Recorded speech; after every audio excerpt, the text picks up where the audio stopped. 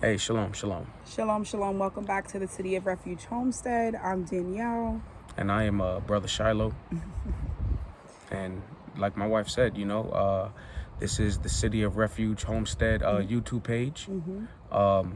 We've been absent for a while as far as making videos because we've been busy recalibrating our lives to get ready to move on to the property.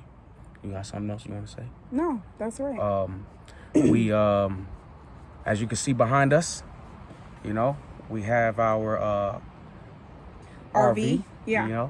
our Forest River Salem. This is what we're going to be starting out in. All praises to the Most High. We just got the shipping container delivered yesterday. And we're going to be moving forward on the property, and Lord's willing, get this thing where we need it. Yep. Yeah. So, like my husband mentioned, we've been absent, just getting our hearts and mind prepared for the next steps. For some of the people that have followed us initially, you guys know that we are on the journey to develop our 5-acre property in Tennessee. And in that season of just quietness, we have been just toying around with different ideas on how we can be on the property full time. And ultimately, we decided that getting an RV was going to be the best way for us to be able to not divide our time and our resources between renting a place and coming back and forth to the property. Within the first year of us moving to Tennessee, when was that? November of 23. November of 23. We moved here in November of 23. Yeah. Okay. It was November of 23. Wow. So what had happened was, I initially came across a website called Lot of Freedom. And this website offers landowner financing. So we pay our mortgage on the property, of course, until it's paid off. But, it just seemed a little bit more realistic of a way, to go about things, especially being that we are people of faith. The scriptures do talk about, the Israelites having land and farming and things of this nature. So it was very important that we got our hands on the property. Matt, give us a few minutes. My snake hunting. We're gonna go snake hunting in a little bit. All right, go sit there. Go inside. Yeah, we're gonna go copperhead hunting. I don't know why they're doing that. I don't know why either. You all right, Musa? Yes. What happened? Join the video. You got a boo-boo? Ooh. Wow. You want to go handle that real quick while I speak to them? Yeah. Come on. I'm surprised you didn't cry, brother. Come on. But yeah, so 2000, and it was around the time of coronavirus happening. I was sitting at home, and I was, watching all of this stuff unfold. And I was like, in my mind, I wasn't settled because I knew that the world was on the brink of something, Something's going to happen, Every believer, thinks this, knows this, because they read scripture. And I told myself that I had to be prepared, I had to prepare my family for what is to come. That was the sentiment behind getting the land. So while we lived in New York, I didn't look at the property or nothing except online, and I just picked it, just picked it. And it ended up being a very nice piece of property, very nice. We will make a video showing the landscape before and after and all of this. So while we were in New York, everything was fine. And our landlord at the time, because we were renting an apartment, but our landlord at the time came out of nowhere and told us that she needed the apartment for a family member because they were being evicted. And even though we paid our rent on time every month, we did everything we're supposed to do. We are responsible people. It was real unfortunate that we had to leave. And it was because of that situation right there in particular, you know, I didn't like that too much. And I told myself that, I can't allow that to happen again. You know, I need security for my family, and I need to create it. So we were traveling back and forth from New York to Tennessee I think we did it about 2 or 3 times, to do little things, clear the property, meet up with some brothers and sisters in the Tennessee area as well. And when we came down those times, we built good relationships and good rapport rather with some of these individuals. So let me get back on track because I could be long-winded. From there, from New York, we moved to New Jersey, into the ghetto, the slums of Newark. Spray yourself for the ticks. Off of, what was the name of that street? Chancellor Avenue. Chancellor Avenue. It was Chancellor Avenue in New Jersey, right? Yeah. That's where I'm at now. So yeah, Chancellor Avenue. We moved to New Jersey. It was a wild experience, but throughout those times, we continued to make the mortgage payments on the property. So we were paying rent while paying mortgage on the property. You know what I mean? And it was spreading us thin a little bit, but we were getting by. While I was in New Jersey, I decided to go to school. I went to school for diesel heavy equipment mechanics at Lincoln Tech, and I graduated from Lincoln Tech. With honors. Yes, with honors. Who would have thunk it, right? I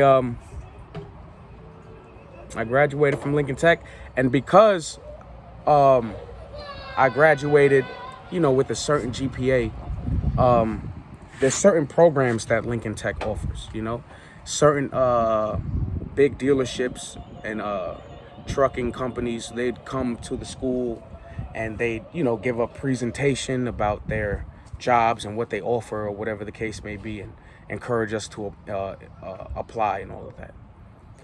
So the lady from Peterbilt came to the school, and she said that there is a Peterbilt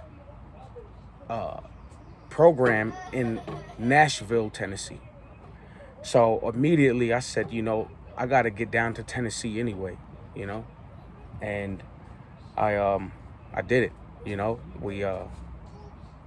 We moved out of New Jersey a couple of weeks before my graduation, because I already completed the class, but I had to go and continue my education for Peterbilt, and then they gave me a position at Rush Truck Center in Smyrna, Tennessee, while I was going to school.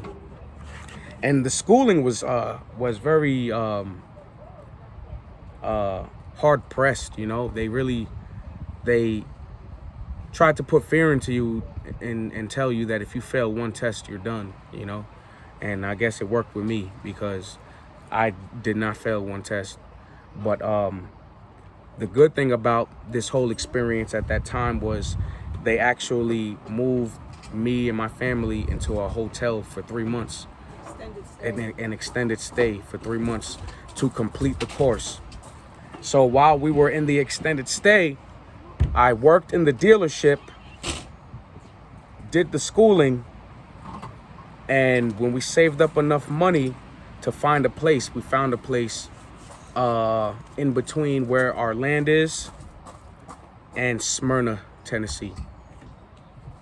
And that's how we got to Tennessee.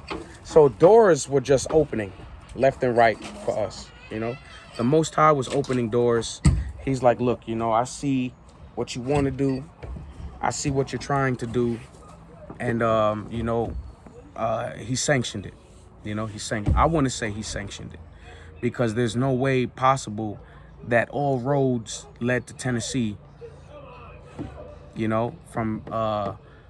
from me being diligent and finishing school, the reward for all of that was getting to the state where I needed to be so we can do what we needed to do. So once we got to our what is it, like condo, townhouse, whatever? What townhouse? Once we got to our townhouse in Cookville, you know. And we had like a very short window to find a place because his program was so intensive. And they only had like a week off in between all of their schooling. So literally within that week of him having like a break, we were looking at places and finding places. And we kind of just picked a location that was smack dab in the middle from our property to his job. And, you know, if it wasn't for the Most High, it wouldn't have gone smoothly.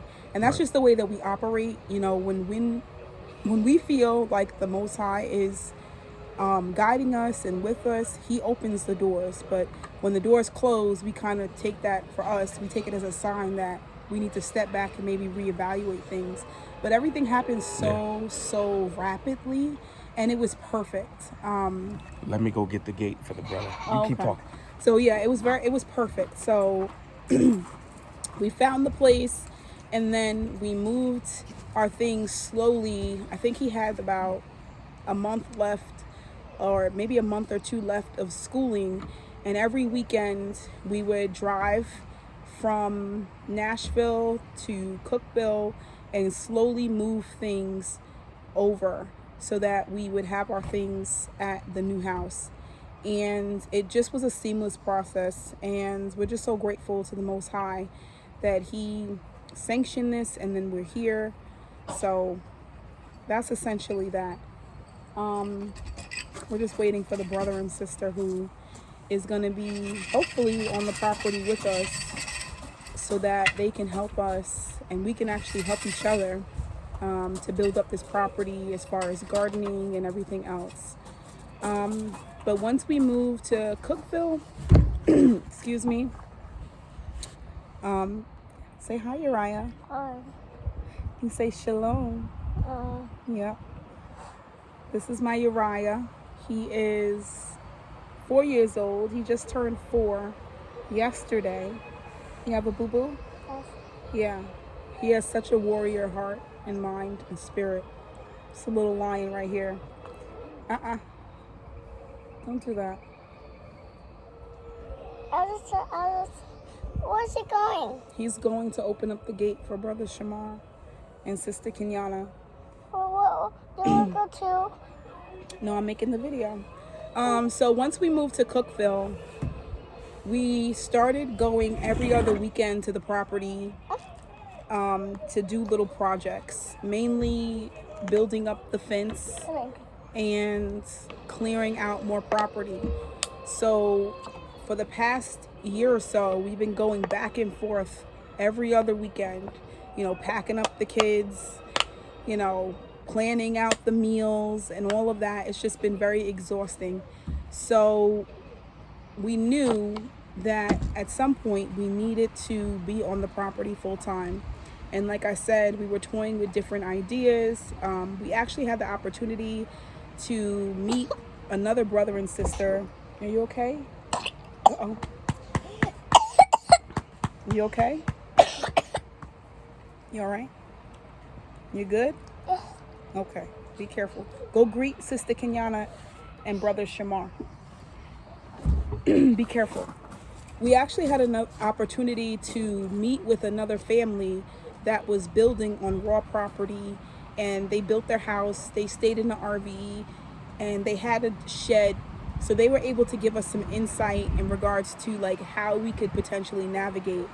And they gave us advice that, you know, if we were to get an RV, they would suggest it be something that is spacious and something that would endure weather. They just kind of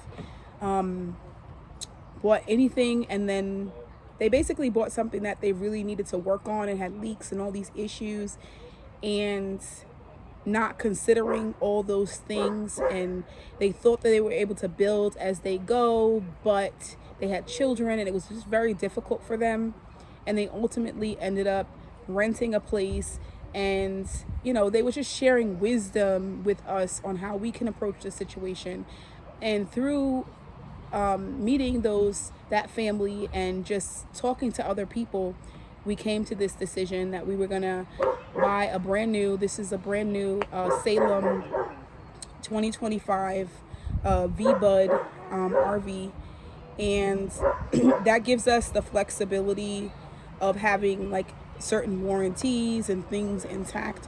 So in the event something happens, you know, they're responsible for fixing it. We have insurance and all of that jazz.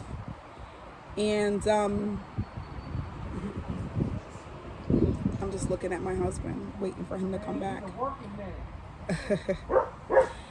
So we ultimately decided to go with this. I was just explaining to them why we went and bought the RV, and how we met other families that were doing this or who have done this, and gave us like wisdom and gems along the way. Right. Yeah. And how some people had nightmare stories about RVs, and Right. you know, we decided to go new so that we didn't have those issues and we had certain cushions in place. And we know that, you know, new is going to wear off. Right. And Lord's willing, by that time, we'll have developed perhaps like an overhang, something to prevent leaking. Right. You know, Yeah. and just keep up on the maintenance. Yeah. So we're not disillusioned, and we know that an RV is not a home. This is a temporary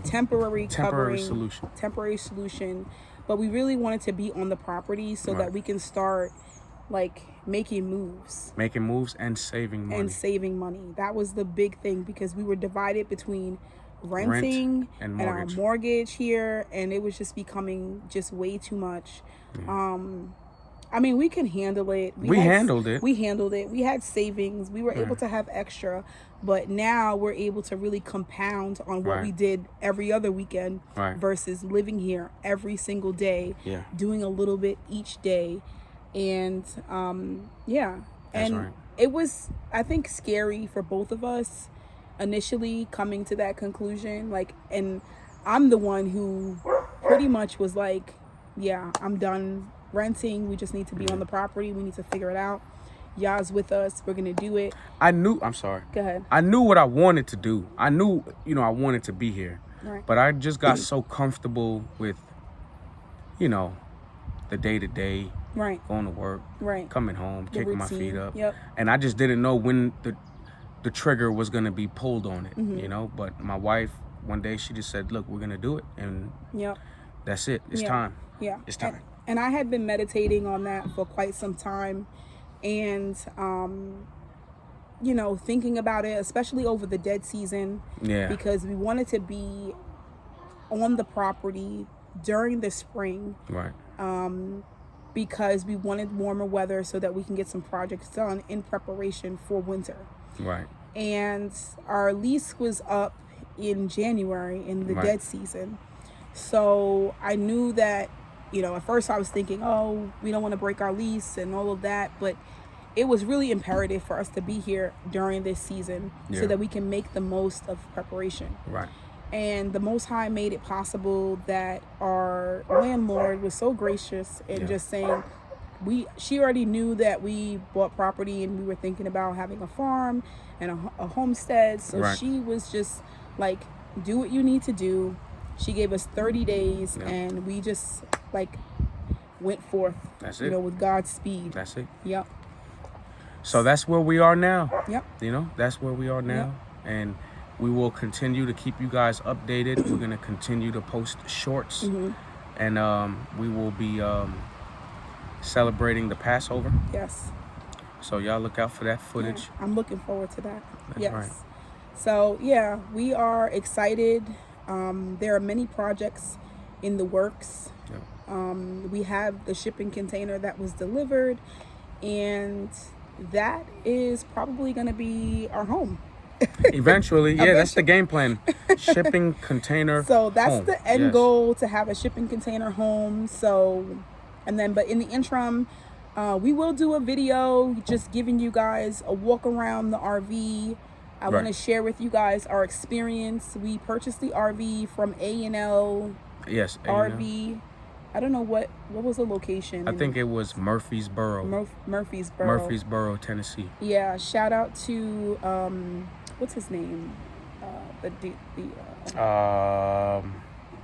Bo. Bo. How can you forget that? I forgot. That's his middle name. Oops. Yes. Bo.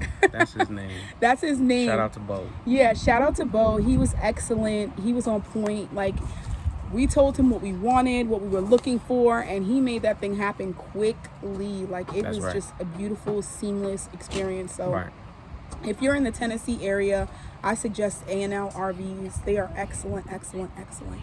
So we'll do a video just giving you guys a review of the RV, just like a walkthrough so you guys can see.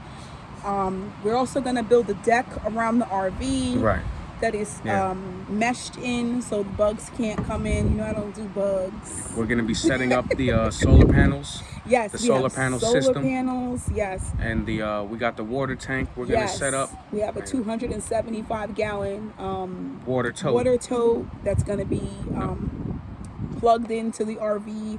And I guess the way the system works, I might be like mixing it up, but essentially it creates the same pressure as city water so that I'll be able to, you know, get water on demand. So we'll share that with you. Right.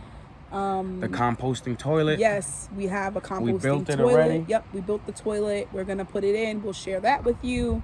And why we decided to do that, you know, we'll share that in that video as well. And what else do we have going on? There's a lot going on. That's about it. Yeah, but that's about it for now, you know, because it is the Sabbath. You know, we are going to relax and spend time with Brother Shamar and his wife. And, you know, you guys will be hearing from us soon. Yes.